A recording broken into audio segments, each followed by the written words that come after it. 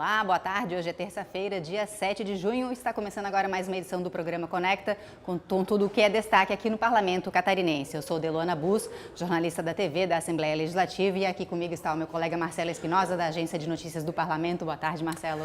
Olá, Deluana. Olá, quem nos acompanha pela TVA. Lembrando que você pode assistir ao nosso programa pelo sinal aberto da TVA na Grande Florianópolis e em Blumenau. Além disso, é possível acompanhar o Conecta também pelos perfis da Assembleia no YouTube e no Facebook. E o programa Conecta também é transmitido pela Rádio da UDESC, a Universidade do Estado de Santa Catarina, nas cidades de Florianópolis, Lages e Joinville. E a gente começa a edição de hoje do programa Conecta falando da reunião da Comissão de Saúde, que foi realizada na manhã de hoje, com a discussão de alguns projetos, e foi aprovado um projeto que permite o governo do estado repassar recursos para a Rede Feminina de Combate ao Câncer. Um projeto de autoria da deputada Ada De Luca, né, Marcelo?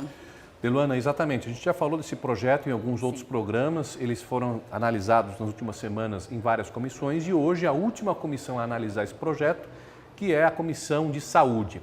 O projeto basicamente estabelece que as redes femininas de combate ao câncer, que são constituídas nos municípios e atuam basicamente no apoio às pessoas com câncer, aos pacientes, às pessoas que sofrem câncer, que essas redes, desde que legalmente constituídas, possam receber recursos do Fundo Estadual de Saúde para a prestação de serviço para a qual essas redes foram criadas. Como eu disse anteriormente, prestar apoio às pessoas que são vítimas de câncer e estão em tratamento. Essas redes femininas são conhecidas no estado todo, geralmente elas utilizam roupas cor-de-rosa, né? São mulheres que estão à frente desses projetos e fazem um trabalho importantíssimo, não só no tratamento, mas também no acolhimento dessas pessoas vítimas de câncer, uma doença bastante complicada. O projeto, portanto, já está pronto para ser votado em plenário. Além desse projeto, então, que foi aprovado na Comissão de Saúde, os deputados também aprovaram a realização de algumas audiências públicas, inclusive uma delas fala sobre a situação das UTIs pediátricas aqui em Santa Catarina, um assunto também que vem preocupando bastante os deputados, né, Marcelo? Isso vai ser na próxima quarta-feira, dia 15, essa audiência, no período da manhã, aqui na Assembleia. A Comissão de Saúde, a pedido do presidente da comissão, deputado Neudi Sareta, vai discutir a situação das UTIs pediátricas, o que a gente tem notado na imprensa catarinense nas últimas semanas. Falta de vagas de UTI nas UTIs pediátricas e agora, infelizmente, também nas UTIs adultas. Essa audiência deve tratar especificamente sobre as UTIs pediátricas. Houve uma explosão no caso de doenças respiratórias no estado, também a gente voltou a ter um crescimento do caso de Covid e a rede está sobrecarregada. O objetivo da audiência é saber o que o Estado está fazendo para resolver essa questão. Até porque o Estado já tem um know-how do que aconteceu no ano passado e em 2020 com a Covid, quando o número de UTIs foi ampliado.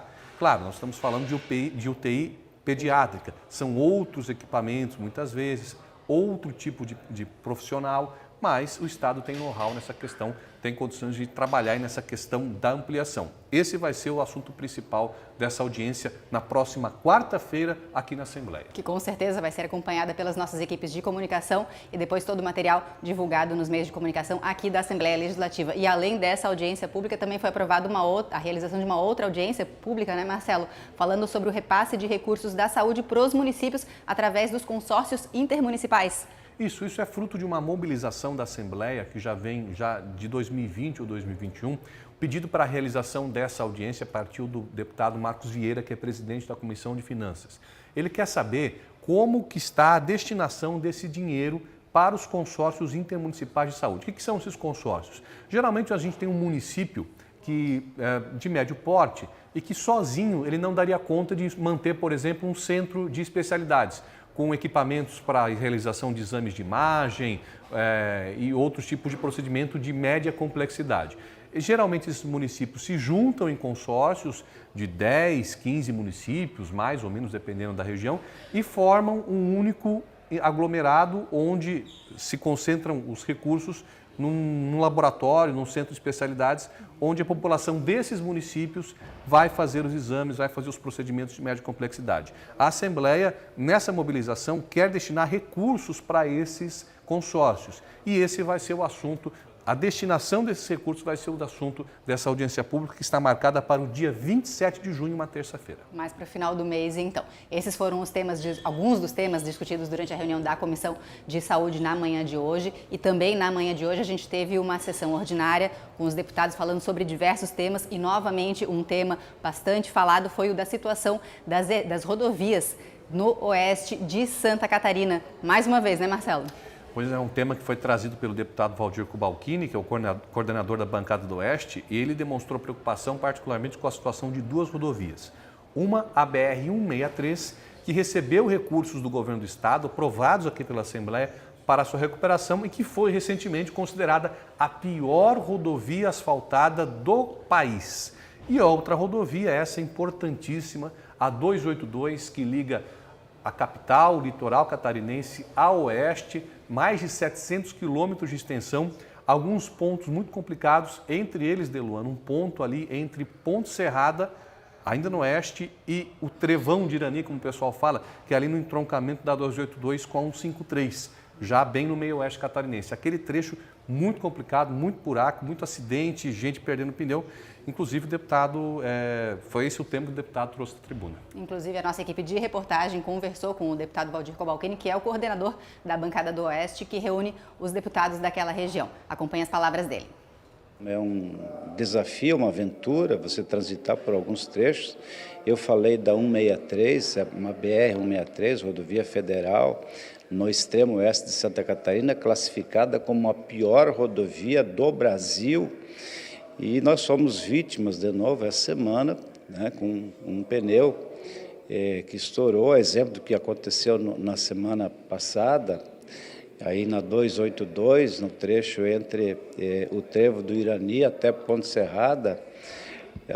As pessoas de Santa Catarina não têm ideia do que sejam essas duas rodovias. O governo do estado, com a autorização da Assembleia, a aprovação da Assembleia, alocou 100 milhões de reais na 163, está em obras agora de restauração em concreto, e espero que em pouco tempo a gente possa ter uma rodovia transitável. Nós vamos buscar uma audiência com o DENIT no sentido de apressar os projetos de construção de terceiras faixas e de restauração e de alguns pontos que estão absolutamente intransitáveis. É uma vergonha para nós catarinenses, um estado de ponta da federação, citado como referência em muitos setores, mas a nossa infraestrutura rodoviária, especialmente federal, deixa muito a desejar.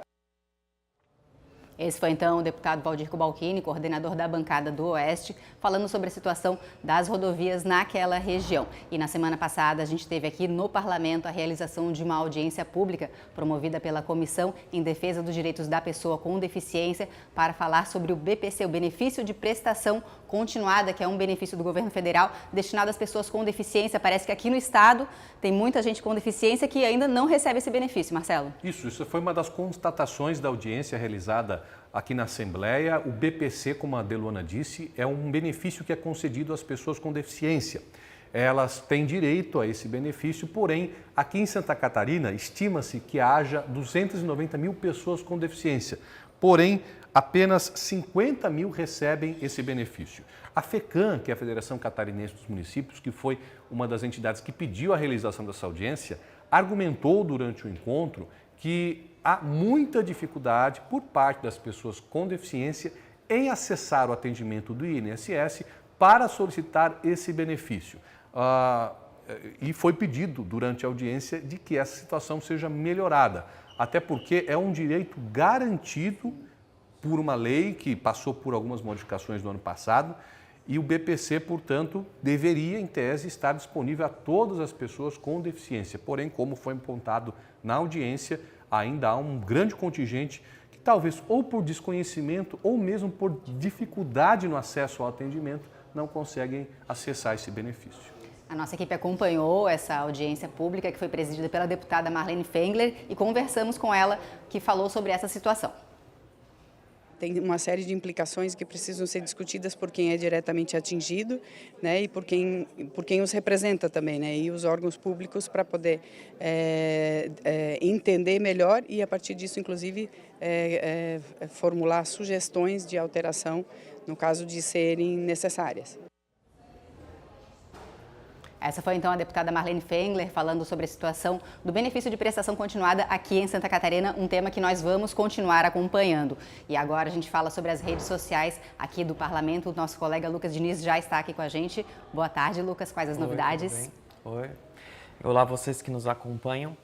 Então, o nosso quadro Deputado na Rede de hoje vai ficar com o deputado Fernando Krellen. O deputado Fernando Krellen fez aí nas redes sociais dele um TBT a respeito aí do começo da luta dele com a pavimentação da rua Euclides Francisco Tomazoni, aí que liga Paranaguá-Mirim e Ulisses Guimarães. Então é uma luta do deputado aí para a pavimentação dessa rodovia, e o TBT dele tem um sentido também de celebração, porque finalmente aí foi assinada a ordem de serviço para pavimentação dessa rua. Já o nosso destaque... Só lembrando, se você quer conhecer o trabalho do deputado, siga ele nas redes sociais dele. É @fernando.krellen, Krellen com 2 L's. E já o nosso destaque aí vai ficar, dessa vez, para o 11º Encontro dos Vereadores Mirins, Encontro Estadual dos Vereadores Mirins. Um evento aí que contou com a presença de mais de 700 vereadores mirins, que atuam junto aí à Câmara Mirins, atuando como vereadores. É um evento aí que teve bastante sucesso e promovido pela Escola do Legislativo. Se você não conhece o trabalho da Escola do Legislativo, siga eles nas redes sociais, @Escola da Alesc. Já aqui na Assembleia, @AssembleiaSC. Ok, obrigada, Lucas. Conversamos então com o Lucas Diniz das redes sociais aqui do Parlamento, falando sobre tudo que é divulgado aqui pela nossa equipe de comunicação, que está sempre nas redes sociais, também no TVAL, na Rádio da Alesc, na Agência do Parlamento, também no YouTube da Assembleia Legislativa. Basta procurar por Assembleia SC. Inclusive, daqui a pouco vai ser transmitido pelo nosso YouTube a sessão ordinária aqui do Parlamento. O que temos na tarde de hoje, Marcelo? Inicialmente são 5 projetos de lei, 5 propostas, 5 matérias.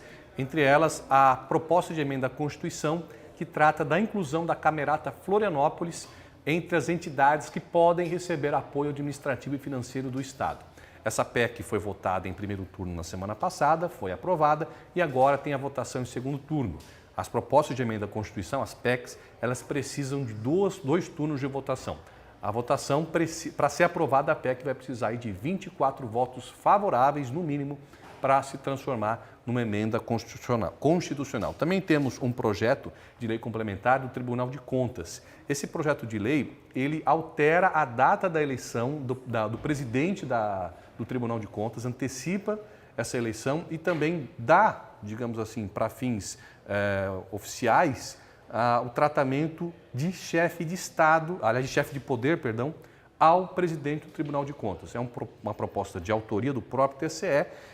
Por ser um projeto de lei complementar, também precisa de votação de 2 turnos, aliás, 2 turnos de votação, com aprovação mínima de 21 votos. Esses são os 2 principais projetos, mas temos outras matérias também previstas para a ordem do dia hoje.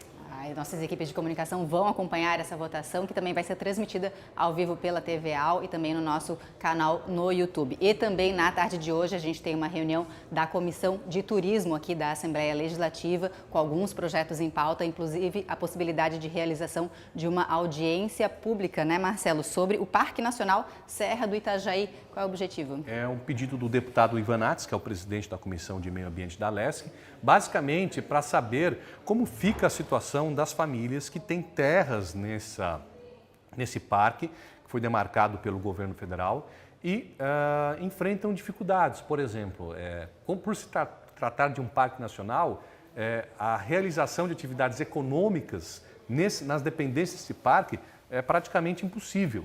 E com isso as famílias ficaram muito restritas na sua possibilidade de sobrevivência, até porque muitas delas estão lá, aliás, a maioria delas, se não a totalidade, está lá antes da demarcação do parque. Alguns aspectos específicos vão ser tratados, como, por exemplo, a investigação das atuações feitas pelos agentes ambientais contra pessoas que moram no parque, que têm residência ali no parque, principalmente com relação a agricultores familiares, e também a possibilidade de incluir recursos no orçamento da União para pagar os processos de regularização fundiárias relacionadas ao parque. Bastante tema para uma audiência pública, né, complexo. Marcelo?